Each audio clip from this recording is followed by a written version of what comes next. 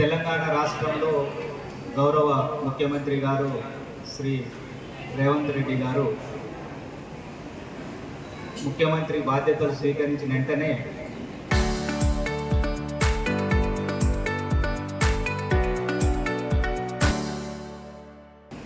రాష్ట్రంలో డ్రగ్ అనే మహమ్మారి ఉండొద్దు, ఈ డ్రగ్ బారిన పడి ఎంతోమంది యువతి యువకుల యొక్క కుటుంబాలు నాశనం అవుతున్నాయి.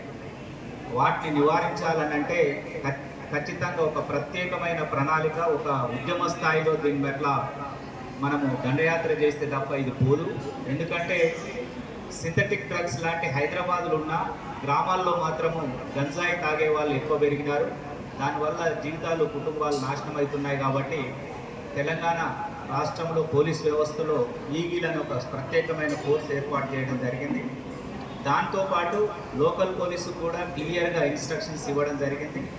దాంతోపాటు హాస్పిటల్స్ కూడా గవర్నమెంట్ మెడికల్ డిపార్ట్మెంట్కు ప్రతి జిల్లా హాస్పిటల్లో డ్రగ్ డి అడిక్షన్ సెంటర్ ఏర్పాటు చేయాలని నిధులు, డాక్టర్లని, నర్సులను కూడా కేటాయించడం జరిగింది. ఈరోజు రాష్ట్ర వ్యాప్తంగా గ్రామ సభలు జరుగుతున్నాయి. ప్రజలకు డ్రగ్స్, ట్రాఫిక్ ఇట్లాంటి వాటి మీద కూడా అవేర్నెస్ ఇస్తున్నాము. మన మంచిర్యాల జిల్లాలో ఈ డ్రగ్స్ మహమ్మారిని దూరం చేయాల్సిన బాధ్యత మనందరి మీద ఉంది. ఈ డ్రగ్ డి అడిక్షన్ సెంటర్ మంచిర్యాలలో ఇప్పటికీ దాదాపు 30 మంది వాళ్ళు ట్రీట్మెంట్ తీసుకొని మంచి పౌరులుగా మారి ఒక సర్టిఫికేట్ తీసుకొని వెళ్ళడం జరిగింది. అందుకనే ఇప్పుడు డాక్టర్ గారు క్లియర్గా చెప్పారు, డ్రగ్ తాగే వాళ్ళని క్రిమినల్స్గా చూడము, వాళ్ళని బాధితులుగా చూస్తాము, వాళ్ళకు అమ్మిన వాళ్ళని మాత్రము క్రిమినల్గా చూస్తాము, వాళ్ళ పట్ల మనము కఠినంగా వివరించి కేసుకు పంపిస్తున్నాము. అందుకనే తల్లిదండ్రులకు, మంచిర్యాల జిల్లా తల్లిదండ్రులందరికీ విజ్ఞప్తి, యువతి యువకులకు కూడా విజ్ఞప్తి, మీకు తెలిసిన వాళ్ళు కానీ, మీరు కానీ, ఇంకెవరైనా కానీ పొరపాటునో ఆనందం కోసమో ఫ్రెండ్స్ యొక్క ప్రభావంతో ఈ డ్రగ్స్కు, గంజాయికి అలవాటు పడినట్లయితే ఇమ్మీడియట్లీ మాకు సమాచారం ఇవ్వండి. మేము డాక్టర్స్ తోటి మాట్లాడి ఇక్కడ మీకు అడ్మిషన్ చేపిస్తాము. ఇక్కడ ఉన్న ట్రీట్మెంట్ రోజులు మీరు మానసికంగా ప్రశాంతంగా ఉంటారు. తర్వాత మీరు డ్రగ్స్ తీసుకోమన్నా తీసుకోరు. ఇక్కడ ఒక విషయం ఏంటంటే మీ పైన ఎలాంటి కేసులు ఉండవు. మళ్ళీ ట్రీట్మెంట్ తీసుకున్న తర్వాత మళ్ళీ దొరికినట్లయితే కేసులు ఖచ్చితంగా ఉంటాయి. కాబట్టి మంచి పౌరులుగా మారడానికి ప్రభుత్వం కల్పించే ఒక మంచి మార్గం ఇది. దీన్ని చక్కగా వినియోగించుకోవాలని కోరుతున్నాము. ఇంకొక విషయంలో మంచిర్యాల జోన్లో, జిల్లాలో ఎట్టి పరిస్థితిలో కూడా గంజాయి అమ్మకాలని మేము కఠినంగా వ్యవహరిస్తున్నాము. స్పెషల్ టాస్క్ ఫోర్స్ కూడా పెట్టడం జరిగింది. గతంలో కేజీ, 2 కేజీలు దొరికితేనే కేసులు కట్టేది. 5 గ్రాములు, 10 గ్రాములు దొరికితే సరిపోనీలే అన్నట్టు ఊరుకునేది. ఇప్పుడు జీరో టాలరెన్స్. ఒక వ్యక్తి దగ్గర 5 గ్రాములు దొరికినా కేసు కడతాము. నిన్న 4 గ్రాముల 49 మిల్లీగ్రామ్స్ దొరికినా కేసు కట్టినాము. అతని దగ్గర అరెస్ట్ చేయడము, జైలు పంపించడం కూడా జరిగింది. అతని దగ్గర కొనుక్కొని తాగిన బాధితులు 11 మంది చేరినారు. వాళ్ళని ఇప్పుడు హాస్పిటల్కు, పోలీస్ స్టేషన్ నుంచి హాస్పిటల్ తీసుకొస్తున్నాము. ఇక్కడ టెస్టులు చేసేసి పాజిటివ్ వస్తుంది. వచ్చిన తర్వాత ఇక్కడ 15 రోజులు ట్రీట్మెంట్ ఇచ్చేసి వాళ్ళ తల్లిదండ్రులు కూడా కౌన్సిలింగ్ ఇచ్చి పంపిస్తున్నాము. కాబట్టి ప్రభుత్వము, పోలీస్ వ్యవస్థ, డాక్టర్స్ వ్యవస్థ మీ బాగు కోసం ఉన్నారు. కాబట్టి ప్రజలు చేయాల్సిన ఒకే ఒక్క పని 100 డైల్ కాల్ చేయండి.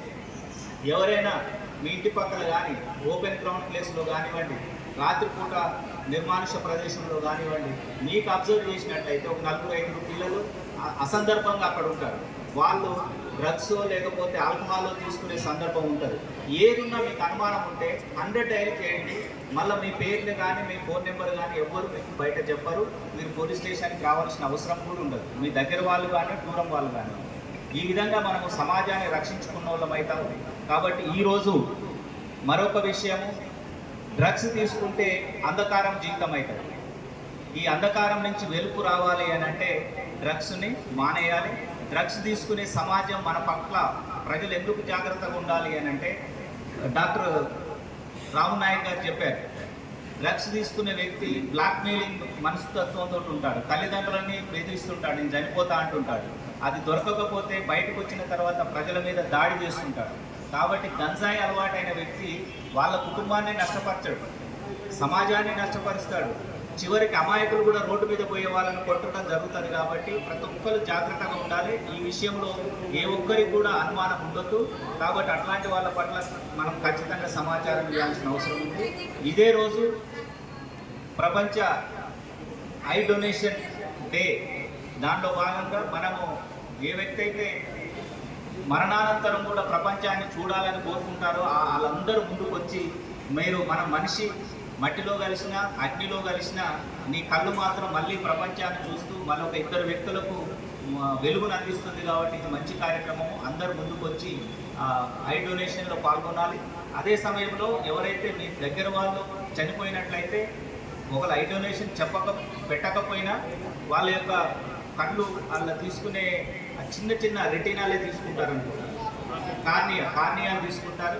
చాలా వరకు ఒక అపోహ ఏముంటుందంటే చనిపోయిన వ్యక్తికి కూడా 2 కళ్ళు మొత్తము తీసేస్తే చూడలేకపోతామని అనుకుంటారు. కాబట్టి అసలు కార్నియా తీసిన విషయం కూడా ఎవరికి తెలియదు. అట్లా కాబట్టి కొంతమంది ఉంటారు నియర్ అండ్ డియర్ దురదృష్టవశాత్తు ఏదైనా జరిగినా మళ్ళీ వాళ్ళు ప్రపంచానికి వెలుగులు చూపులు చూపించడానికి అవకాశం ఉంటుంది. కాబట్టి ముందుకు రావాల్సిందిగా కోరుతున్నాము.